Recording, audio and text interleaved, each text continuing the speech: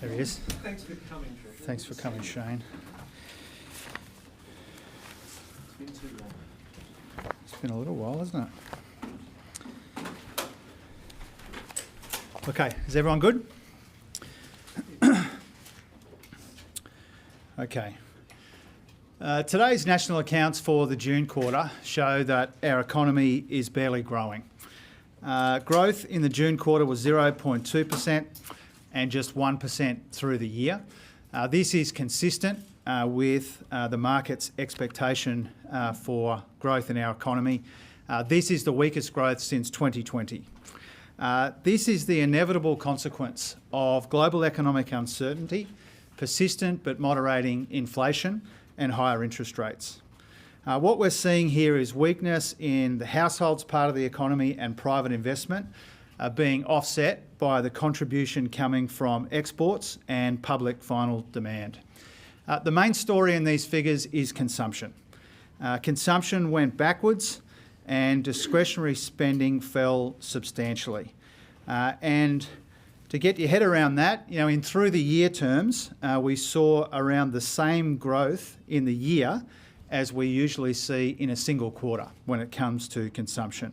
And that gives you a sense here of consumption going backwards, but particularly discretionary spending, which has fallen really quite substantially.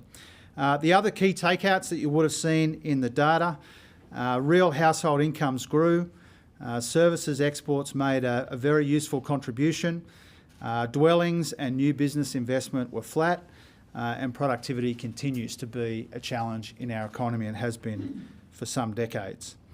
At a time when 2/3 of the OECD have seen their economy go backwards at least one quarter, we haven't done that. And so in that context, in the context of a really difficult global economic environment, any growth in our economy is welcome growth. This is an economy being buffeted by global uncertainty, price pressures and higher interest rates. We've got a lot going for us, but we know that people are under substantial pressure. Almost 1 million jobs have been created on our watch. Inflation has halved from its peak in the year that we were elected. Real incomes are growing. Tax cuts are rolling out and we're helping with the cost of living. But we know, and we see in this data, that people are still doing it tough, and that's why the cost of living remains our highest priority. Helping people with the cost of living is the highest priority of the Albanese Labor government.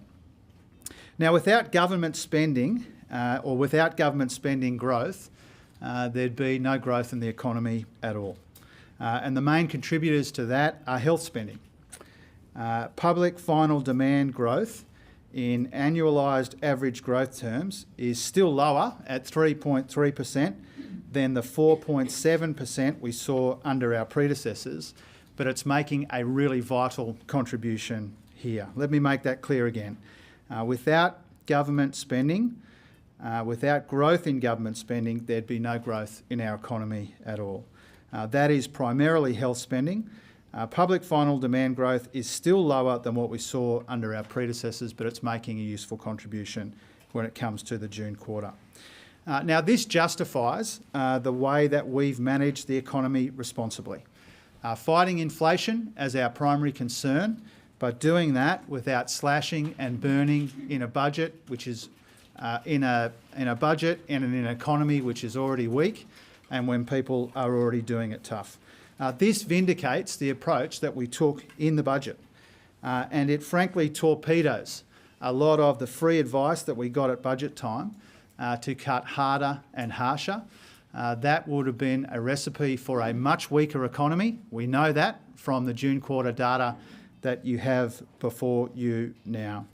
So we will continue to manage the economy in the most responsible way that we can, maintaining a primary focus on inflation, but rolling out cost of living relief in the most responsible way.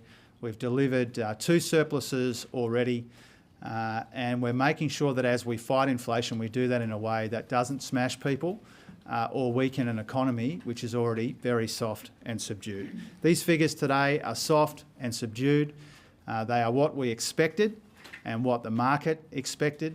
But we know people are doing it tough. We know growth in our economy is soft and subdued, and that's why our responsible economic management and striking all of the right balances is so important. Happy to take some questions. We'll go Shane and then Michael. Do you think this is the worst it'll be? Do you think there'll be a pickup in the last 6 months of the year as the tax cuts and cost of living handouts get spent? Well, the Treasury forecasts anticipate a pretty modest pickup in growth in the financial year that we're in now. So obviously the data that we get today is for the end of last financial year. We now know that growth in the economy through the year was 1%. Treasury expects growth to pick up in this financial year, but modestly. There's nothing in these figures which change our expectation for that. You know, really, I think the most important takeout from today's figures is around consumption, but we also see the weakness in household budgets when it comes to household savings, consumption, as I said, discretionary spending, and mortgage interest costs. So people are under a lot of pressure. This is precisely why we're rolling out substantial and meaningful cost of living help, but in the most responsible way. The tax cuts, the energy bill relief, cheaper medicines, cheaper early childhood education, helping with rent and getting wages moving again. This is all part of our efforts to ease the pressures which are so obvious in the data that we get today. We'll go Michael and then we'll go Cam and then Tom. Treasurer, do you accept that the RBA's efforts to cool or smash the economy are actually a necessary thing it needs to do to get on top of inflation? Well, we've got the same objective as the Reserve Bank, which is to get on top of inflation. We've got slightly different responsibilities. And our interests and our objectives are aligned when it comes to seeing inflation moderate further and faster. And what we see in the data today, particularly as it relates to consumption, but in other areas as well, is you can see the impact of those higher interest rates working their way through the economy. The Reserve Bank Governor has her job to do when it comes to monetary policy. I have my job to do and my responsibilities. And what you'll see here is really why it's so important that we've maintained that primary focus on inflation, but we've rolled out cost of living relief, we've got the budget in better nick, and we've done all of that cognizant of the balance of risks in our economy. And you'll recall, Michael and others will recall in this room and on other occasions, you know, for the bulk of this year we've been talking about the balance of risks in the economy. And at budget time in particular, we said and we meant we've maintained this primary focus on inflation, but we need to be focused on the fact that the economy is soft. And I think the data that we get today has vindicated that approach. Cameron, then Tom. Treasurer, the Reserve Bank and the chief economist there has said in recent weeks that the economy was running a bit hot in its view. Do these numbers just say that that is wrong? Is that a misreading of the economy by the Reserve Bank? Well, as you know, I'm not interested in kind of passing or second guessing the commentary made by the Reserve Bank and its officials. I said at the time that I think it's hard to justify from the data a view that says the economy is running too hot. I think if you look at the weakest growth since 2020, the fact that consumption's gone backwards, particularly discretionary spending, you look at the household savings ratio and other measures in the data today, I think it's hard to sustain that view. But I've been very deliberate to avoid kind of second guessing the judgments or the commentary made by the independent Reserve Bank. I think it's a good thing, frankly, that Governor Bullock, Sarah and others make their thinking public. I think that's a good thing when it comes to the public debate about the trajectory of our economy. You mentioned household incomes are falling, but as the RBA has pointed out a couple of times, household wealth in some cases is increasing. A lot of talk about government spending. Would it have been more responsible if the cost of living support had been targeted rather than universal? Well, some of the cost of living help is targeted and some of it's universal. That's deliberate. A tax cut for every taxpayer, energy bill relief for every household, very deliberate because it recognises that cost of living pressures are being felt right up and down the income scale. But we changed the tax cuts, as you know, so that there was more help for people on lower middle incomes. Again, that's deliberate. Some of the assistance is targeted. This month there'll be an increase in Commonwealth rent assistance. That's the second time I've done that, and I'm proud of that. That's targeted relief for people doing it tough. Cheaper medicines obviously has a bigger impact on people who rely on, who visit the chemist more frequently. 2.6 million, I think, from memory, people on awards get a pay rise. That's targeted too.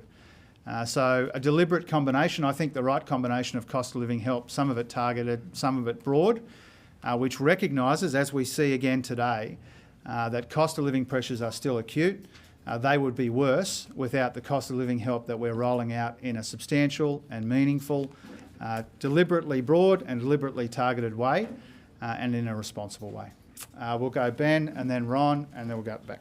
Treasurer, some of the comments you made on the weekend ahead of the GDP numbers were interpreted as attacking the Reserve Bank for smashing the economy on interest rates. Was that your intention in those comments, or do you think they've been misinterpreted? Oh, of course it wasn't my intention. I think all of you know, privately and publicly, I have a great deal of respect for the work of the Reserve Bank. I'm trying to make it more independent with my Reserve Bank reforms, not less independent. And I work really well and really closely with Governor Bullock. And as I said before, we've got the same objective, and as Governor Bullock and I have both said on multiple occasions now, we've got different responsibilities. I don't tell Governor Bullock how to do her job. Governor Bullock doesn't tell me how to do my job, but we compare notes regularly. And she knows my view that there's weakness in the economy and that households are under substantial pressure. And I think the comments that I made on Sunday, and I know that they've attracted a lot of attention, I get that, but the comments that I made on Sunday were just a statement of fact, and they've been borne out once again in the national accounts. If you look at the way that our economy is slowing, you look at the particular pressures in our economy, it's a combination of global economic uncertainty, persistent but moderating inflation and higher interest rates, and I don't think that's an especially controversial point to make. Ron, and then I think I said Anna, and then we'll go Charles, and then we'll go Claire. So just on the reforms to the Reserve Bank Board, are you able to give us an update on where those negotiations are up to? Are you willing to give a little bit to get these through? Oh, I am, and I have. So the ball is currently in the Shadow Treasurer's Court. I've made it quite clear, as you know, that we've given really quite substantial ground when it comes to Reserve Bank reforms. And again, that's deliberate because I want to make sure they're bipartisan.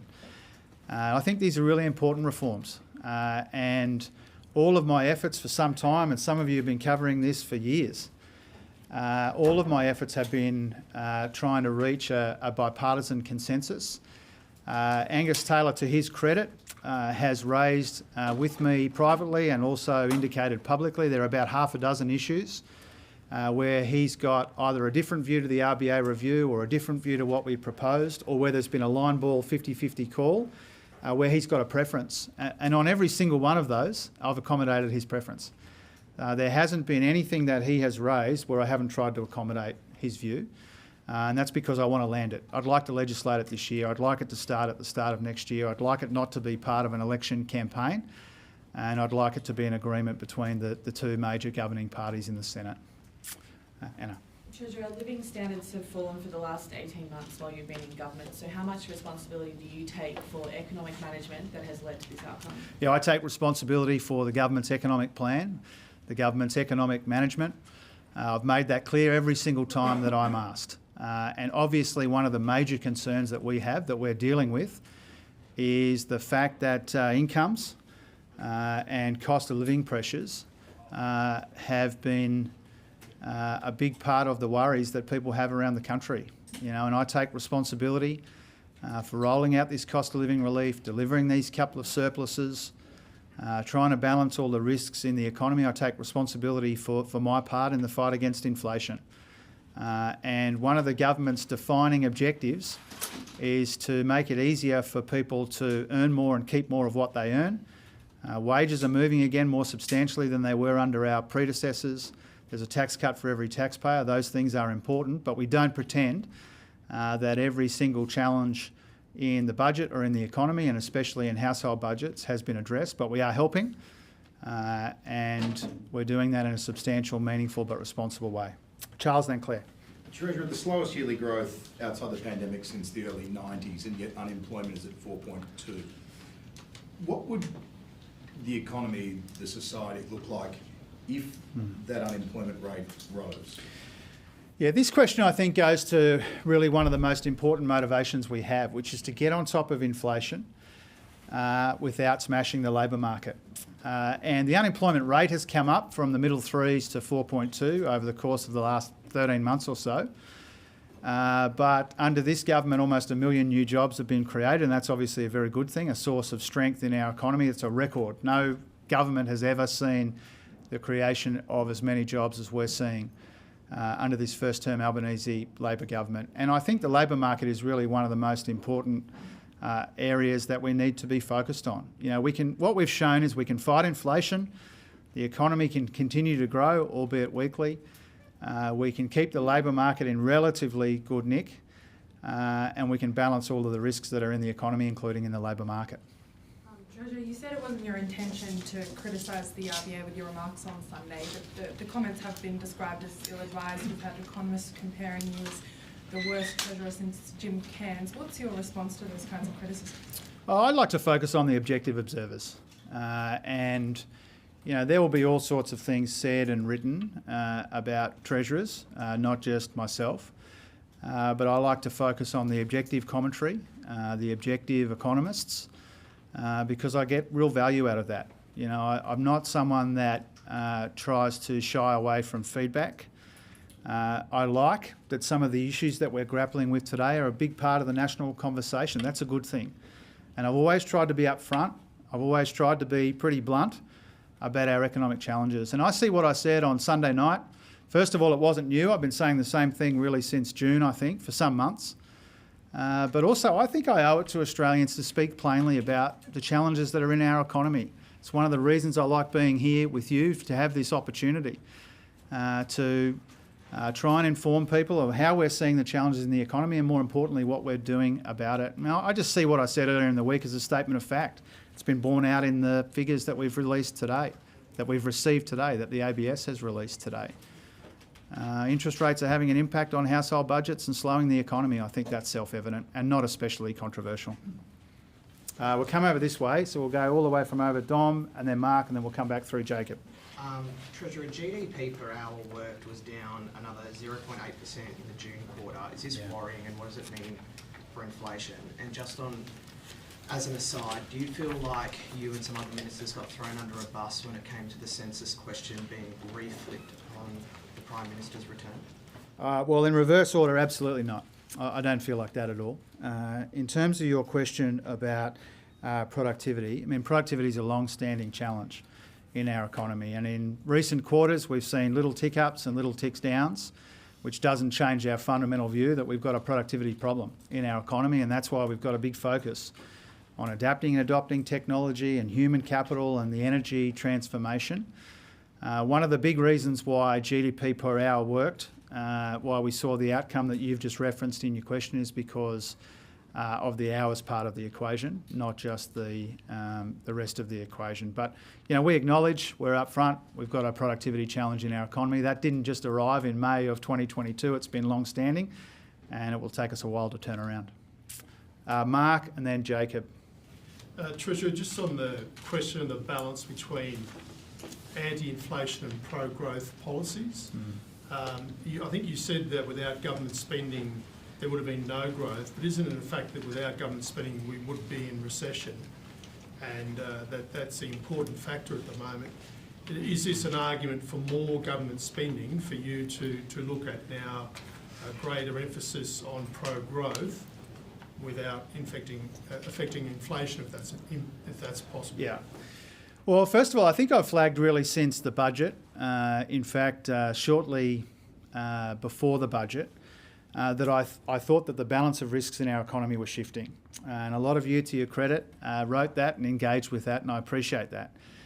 Because what we've really seen in the economy, what we anticipated in the budget, was that we would need to maintain a primary focus on inflation, and we have. But as growth is soft and subdued, and we care about some of the issues in the labour market that Charles asked about a moment ago, then we need to balance those risks and we need to get it right. And you'll recall, Mark, we got a lot of free advice at budget time. People wanted us to cut harder and harsher.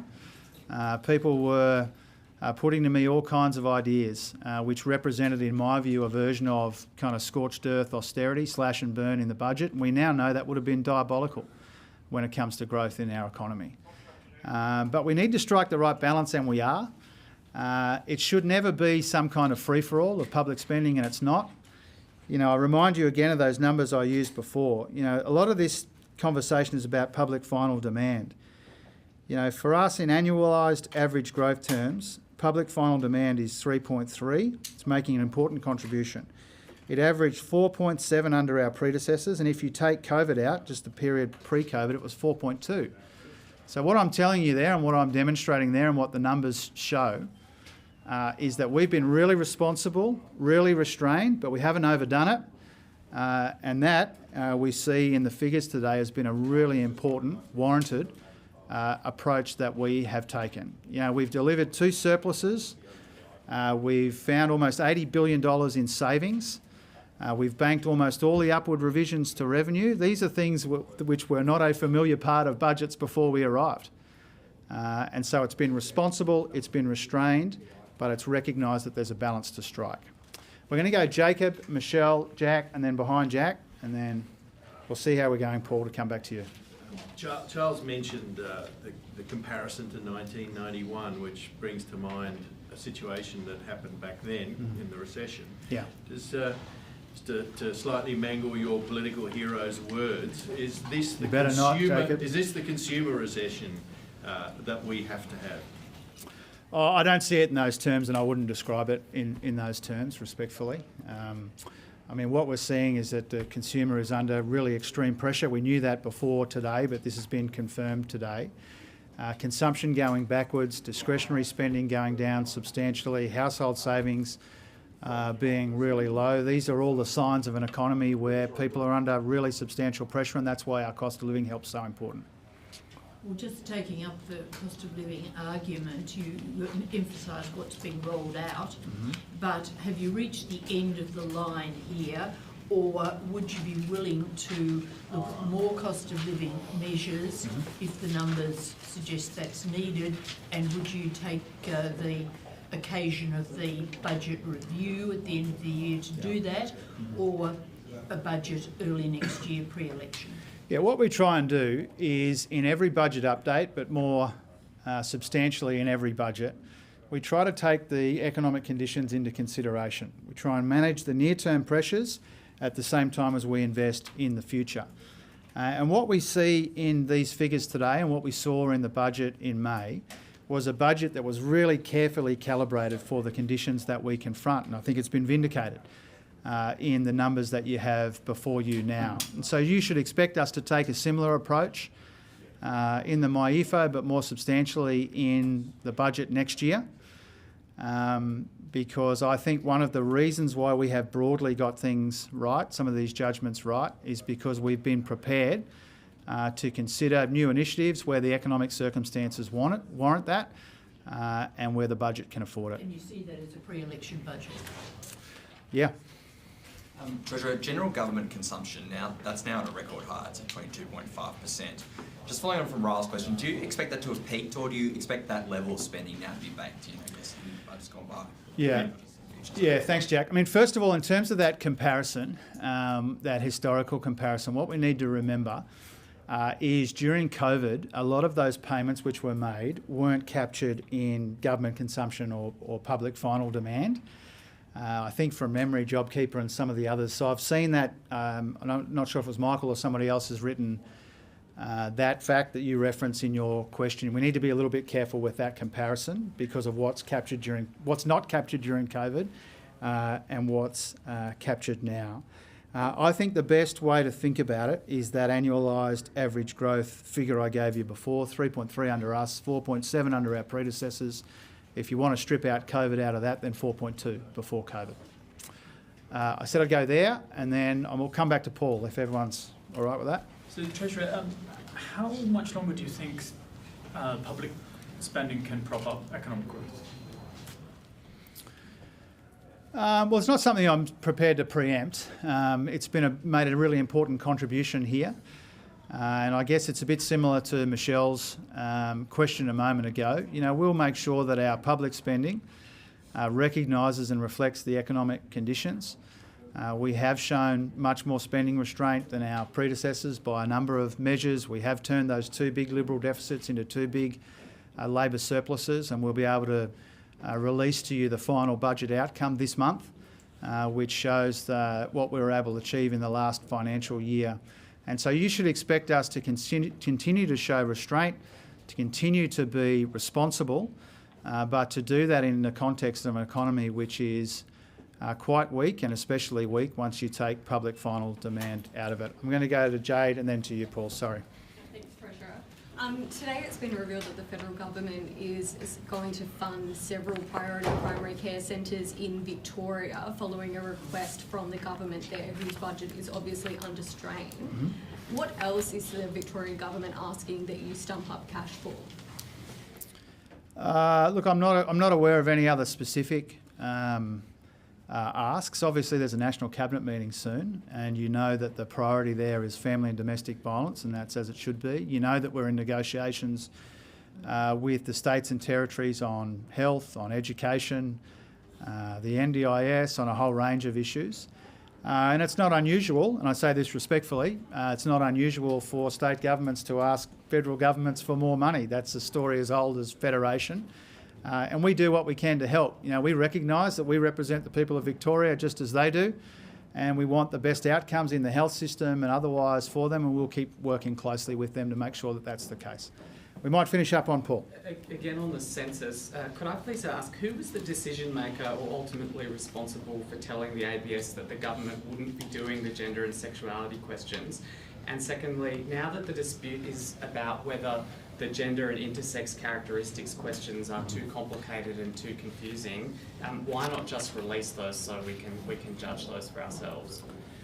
Well, a couple of things about that. I mean, obviously, I'm not going to get into the internal processes around that.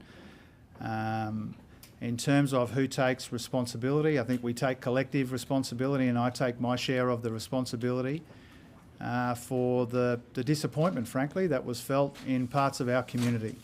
I take my share of the responsibility for that, but I'm not prepared to go into the various kind of internal discussions that have been had about it over the course of the last little while. The census is in 2026. We know that we need to do the work in advance. I'm confident that we'll get it right, and I'm confident that getting it right means being as inclusive as we can be when it comes to the census. To be really clear about that, I say to members of the Australian community who were disappointed about the public discussion around this last week, I take my share of the responsibility for that, and we take collective responsibility for getting it right in the future, and I'm confident that we will. Thanks very much. Thanks, Paul. Got to go.